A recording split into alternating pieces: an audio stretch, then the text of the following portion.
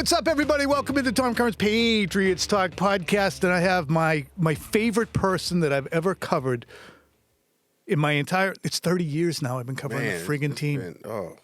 It's Ty Law, Tawan. Man, you showing your age, man. I know. I'll do that. See, you know, because you my friend, you're the only one that can call me Tawan. So I'm going to give you a pass on that.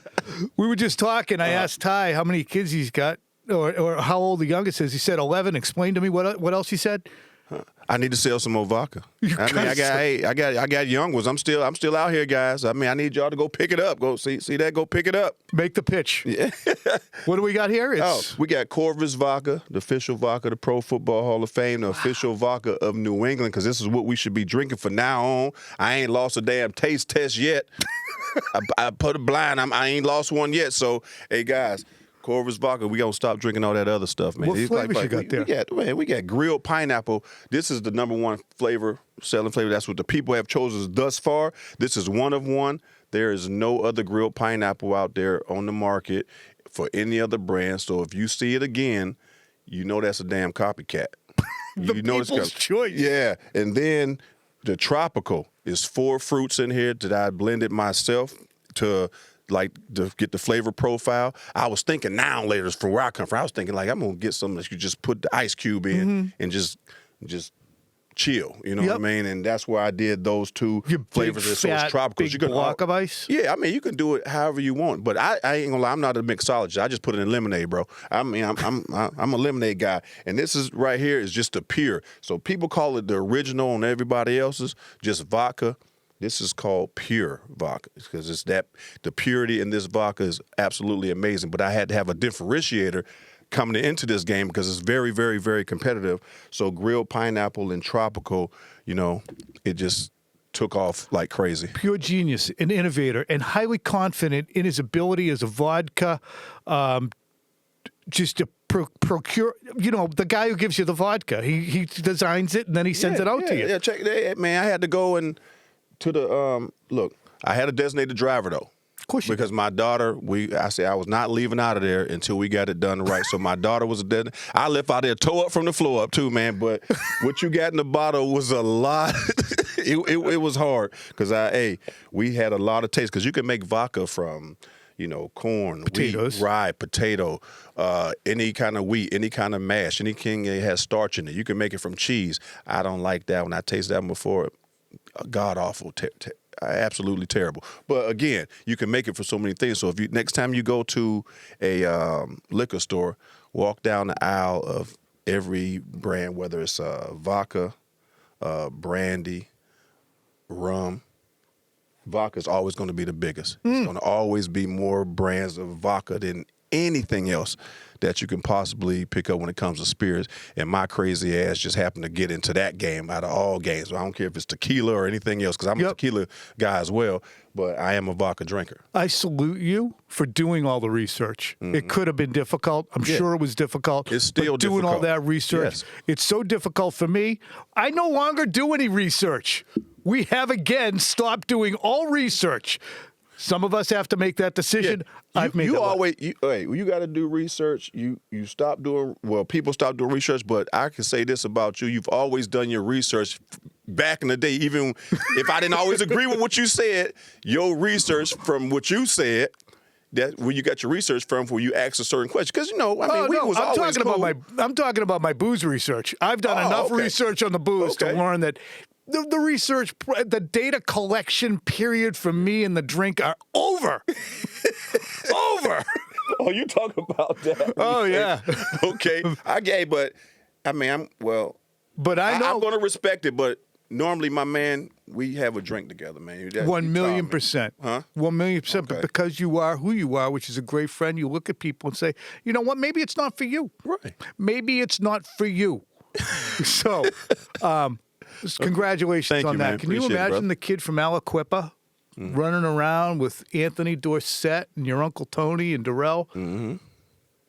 Would be in the Hall of Fame, would have the official vodka of the Hall of Fame. Yeah. They had to get Tito's ass out of there, man. All the things that you have accomplished for the little kid in Aliquippa. Give me a glimpse of what 8-year-old Ty looked like.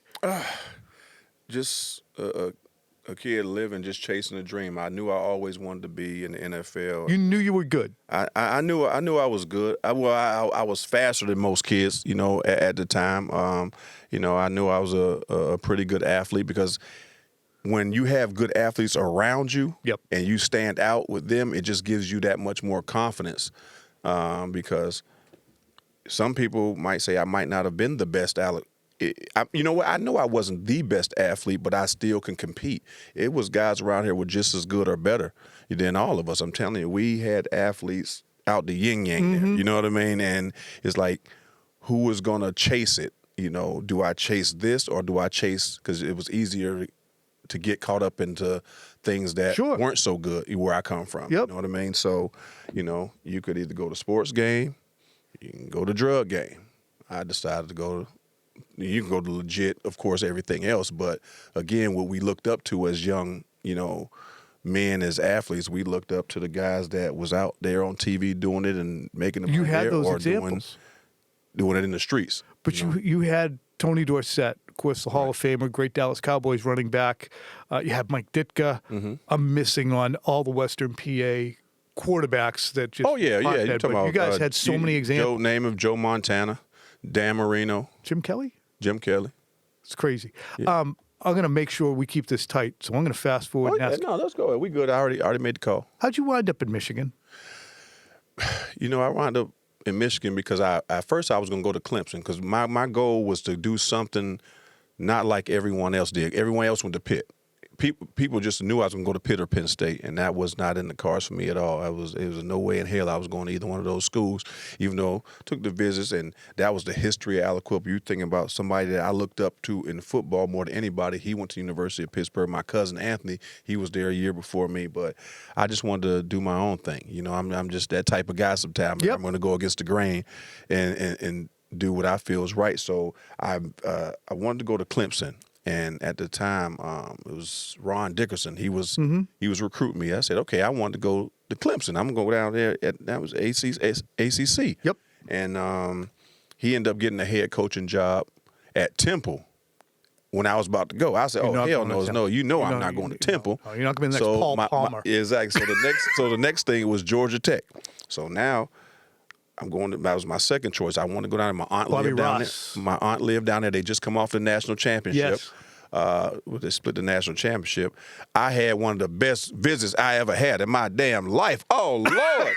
Oh, my God. I had a great visit. You did a lot of research? Oh, I did a lot of research. And Atlanta was just like the mecca of everything. People, I used to go down to the Freaknik down there in college. You know what I mean? So Atlanta, and they showed me one hell of a visit. So I actually committed to go to Georgia Tech.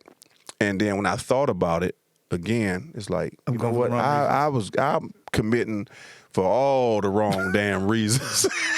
So I was going to continue to, Michigan was nowhere even on the radar. Right. I went to, I said I was going to set the visit to go to Michigan, and I was like, oh, okay. Then I was going to go to Ohio State. Yep.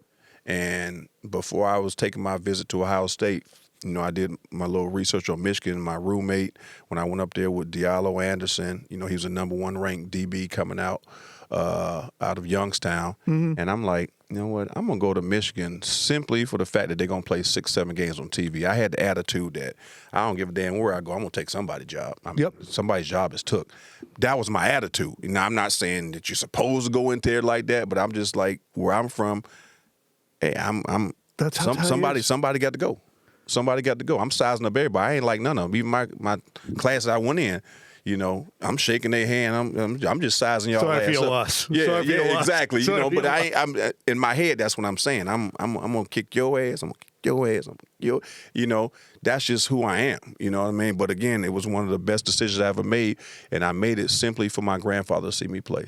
I did not want to. I wasn't going to Michigan. But I remember that now. See, Ty and I in 1998, we sat down for what is still my favorite interview I've ever done. Ty and I sat down in the stadium. We talked for about an hour. Yeah. We finally had to leave. I think I had to get home to my 2 kids. We met at Pizzeria Uno. We talked for another hour. Yep. And then after my tape recorder ran out, we came back to my house and talked for another hour. Yeah, So we go way back, brother. We had the best and you was time. You was critical but fair, man, and I always respected that. You know what I mean? Like, Well, you were a compelling guy to cover.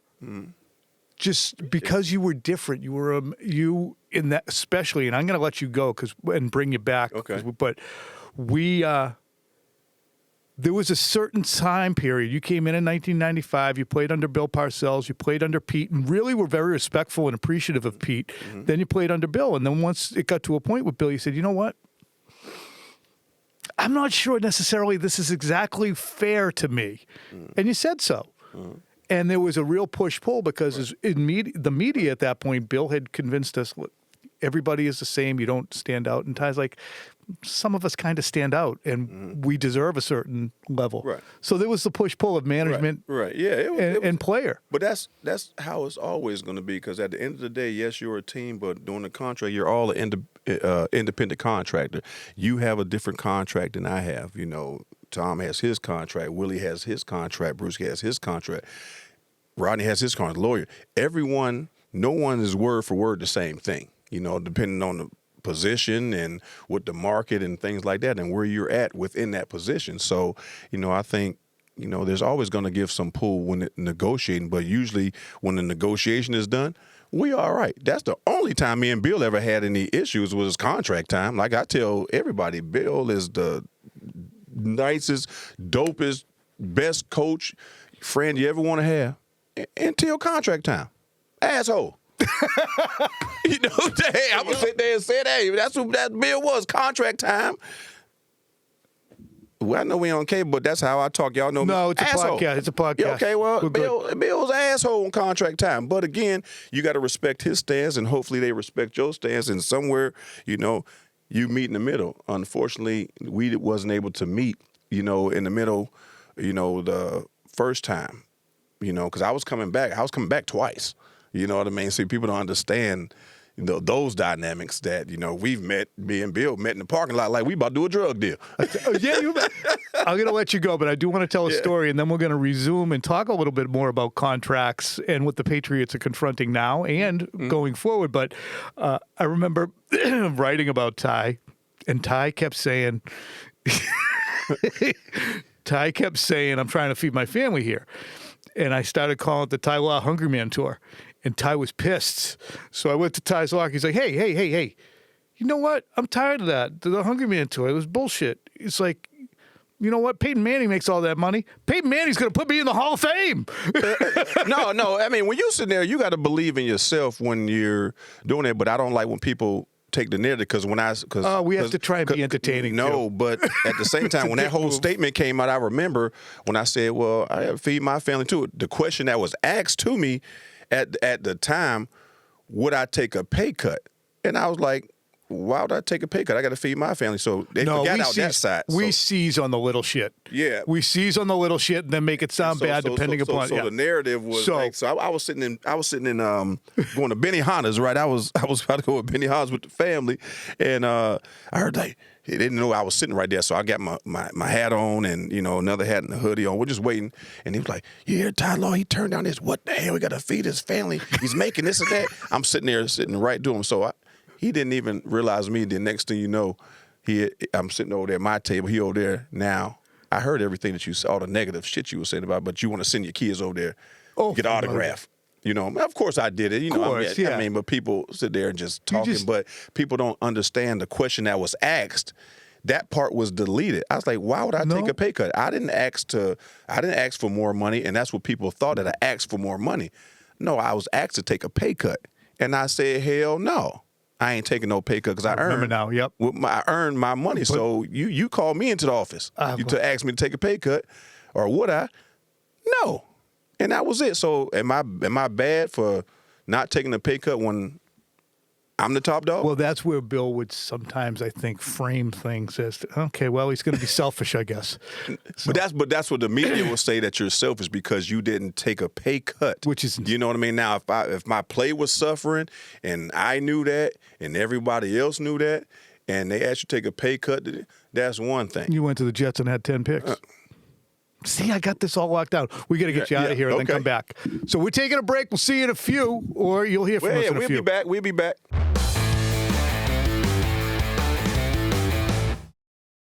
Look who's back.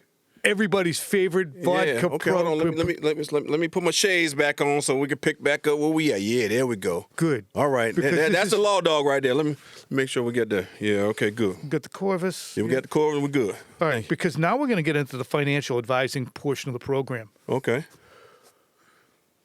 You stood strong when it came to the Patriots talking and saying, Can we get you to take a little less because we're trying to get the whole team better? Mm-hmm. The Patriots are going to do that with Stefon Diggs in the next few days. He's got a $6 million roster bonus coming up on March 13th.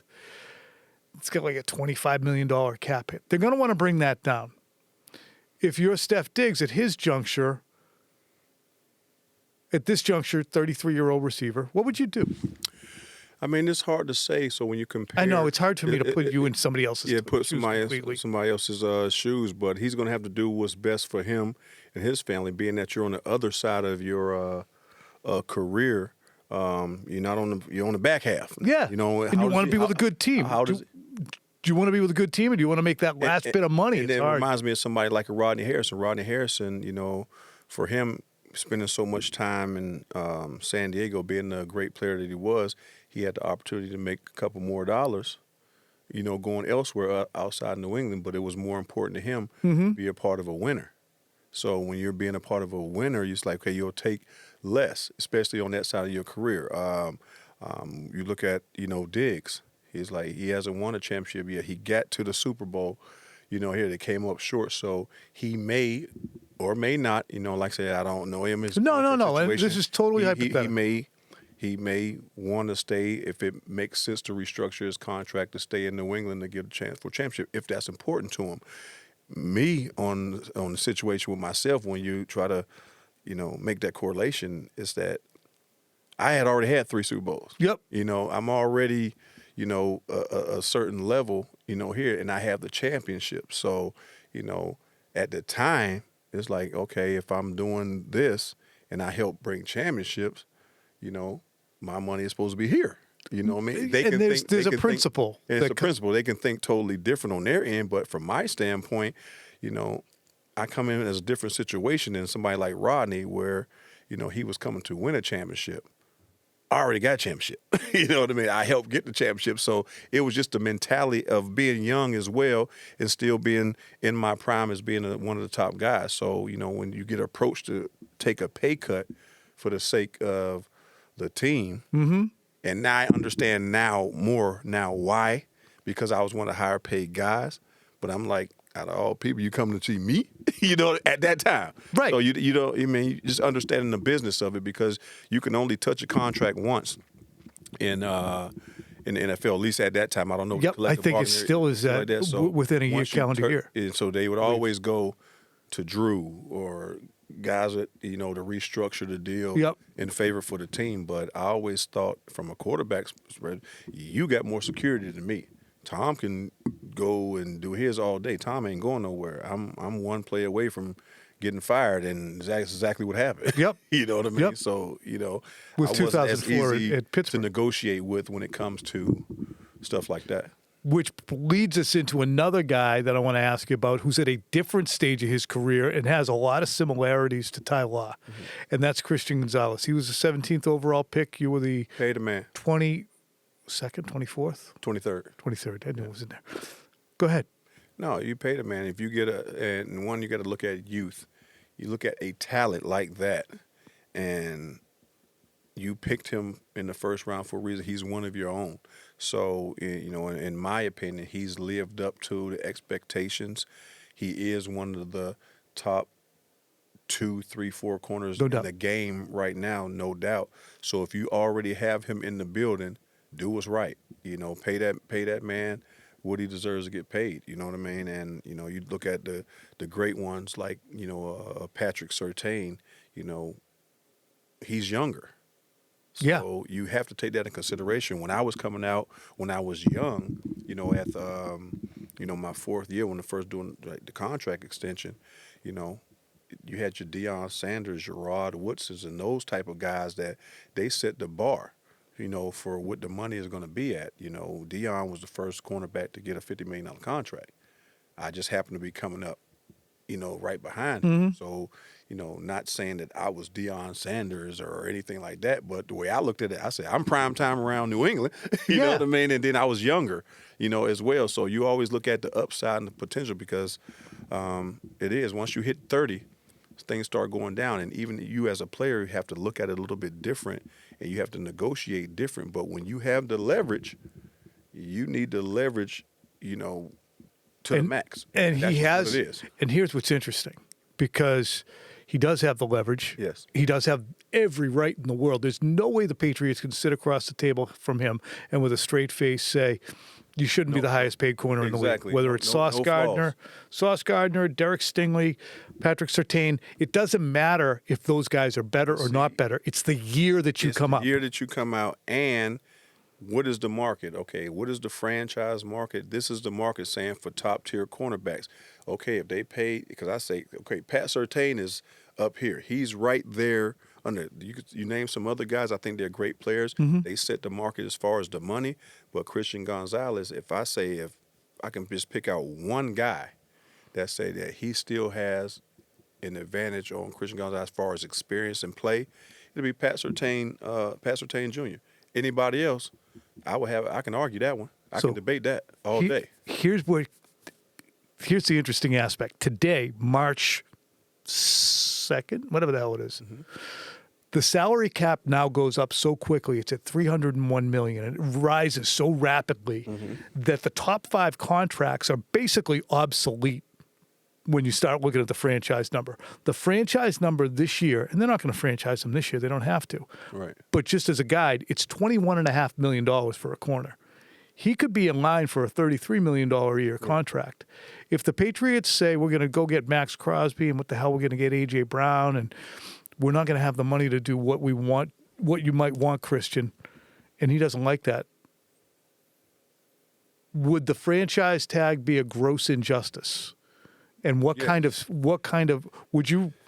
should he refuse to play on a $23 million franchise tag? When you're talking to the average person, I've been through it, and it wasn't nowhere near that type of money. But at the same time, your fans, when you say you're going to play 1 year, $21 million, and you saying no, see that they try to create that type of narrative, through the media to where to try to influence the fans or something like that. But that is the market for this job. This job is hard. It isn't but so many guys that can do this particular job. So, the market says $21 million.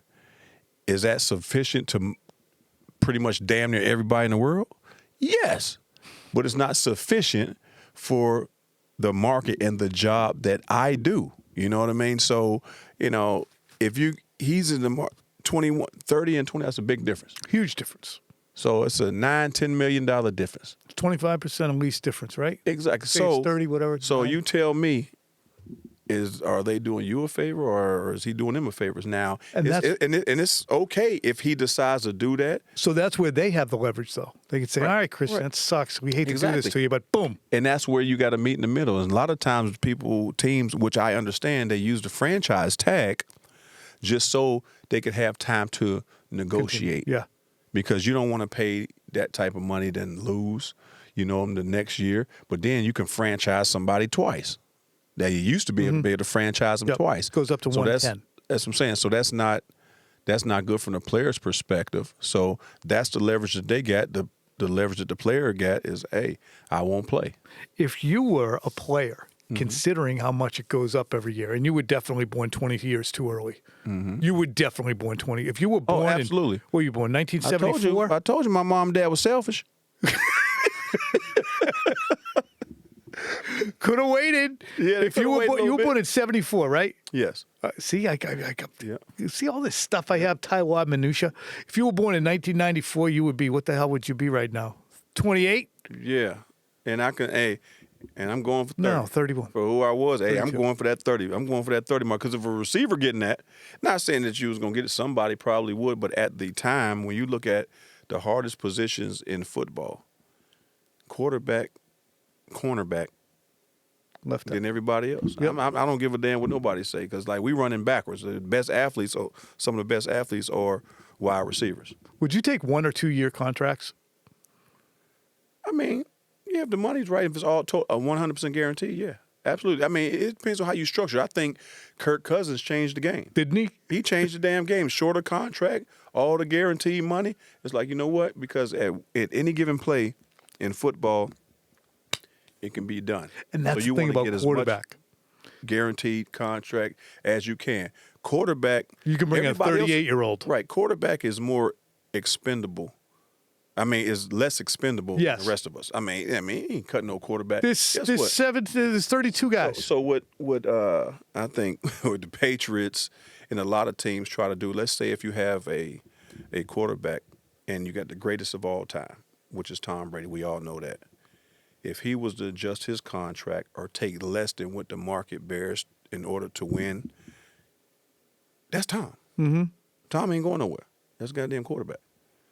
Everybody else don't got that luxury and say, hey, because there's no guarantees. So when you got the top guy, you know, the best of the best on your team and the league saying he's going to take less, it's easier, you know, because if I'm sitting there as the boss, oh, hey, Tom doing it, who the hell is you? Yeah, he's doing it so you can pay me what I'm supposed to get.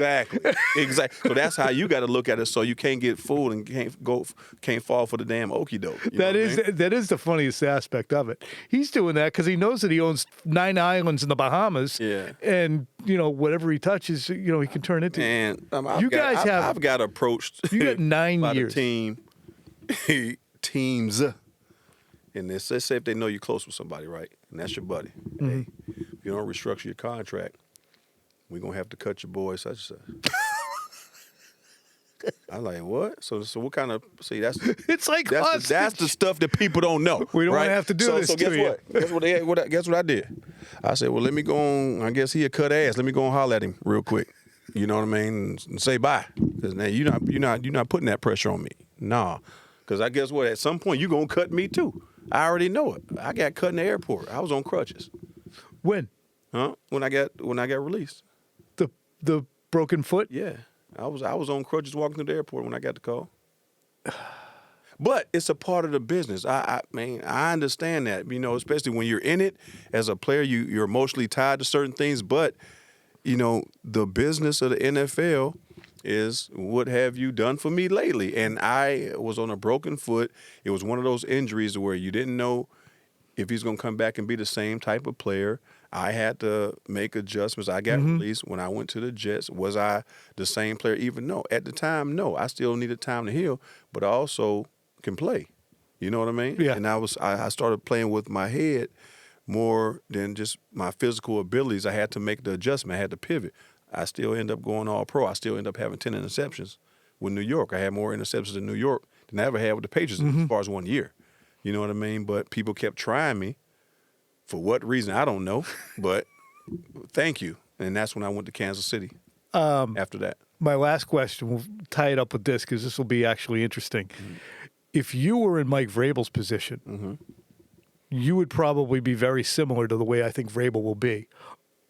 Understanding of the finite amount of time you have as a player to make money. Right.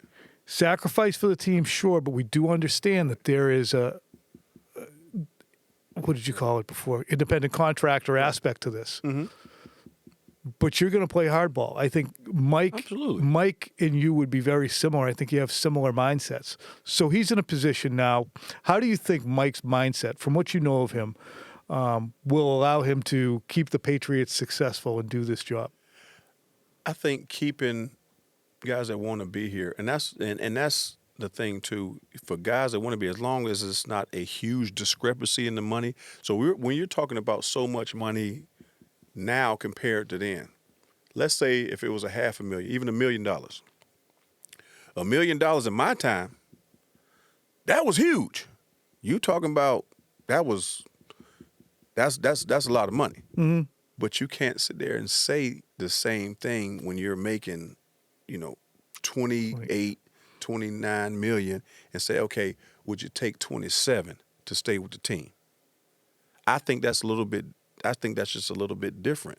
But when you're making 4, and then they say you're going to take 3, and then you talk about the taxes and everything else, it's like, oh, hell no. I got to get everything I can now. So I think you got a little bit more leeway with the type of salaries that guys get, not to count other guys' money like that and what they want to do. But I think if you want to stay somewhere in a program, that you might be willing to take certain sacrifices to stay with your guys. And Mike, to an extent, like I said, if you start talking about $4 and $5 million per year, damn it, anybody's going to leave because this is a short-lived business. Is NFL, Mike's ability to speak that language in a way that maybe Bill couldn't helpful? And I think a player's language. He's going to he's always going to communicate different because when you look up in the Patriots and the rafters and you see those first 3 Super Bowls, you look right at your head coach. He was a big part of that.